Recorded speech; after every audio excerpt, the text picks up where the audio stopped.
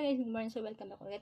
Usapang network marketing, okay? Paano palaguin yung timeline mo, okay? Siyempre, dala-dala mo na yung cellphone mo, 24/7 na pwede mo na gawin yung business, kahit saan ka pumunta, pag may nakita ka magandang background, location na pinuntahan nyo, mag-selfie ka, okay? Picturean mo yung lugar na yun, tapos kasama ka, okay? Tapos lagyan mo ng caption doon, lagyan mo ng motivational quotes, ba? Depende sa maaaring kwento ng ano na yun, ng picture na yun, okay? So, gamitin mo yung cellphone mo, lahat, ang dami mo pwedeng gawin, okay?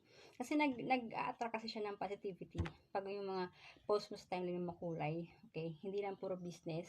Pagkain, kumain kayo sa isang restaurant, ang ganda ng food. Picture mo muna yung food. So, ilagay mo dun. Tapos, lagyan mo ng caption, di ba? So, parang, kung saan tayo may magko-comment yan, hindi pwedeng wala, di ba? Lalo pag ang masarap sa tingnan, di ba? Kaakit-akit na mga ganun. Basta, nag-a-attract kasi yun ng positivity kayo ng ano din. May connection na yung ano nyo, yung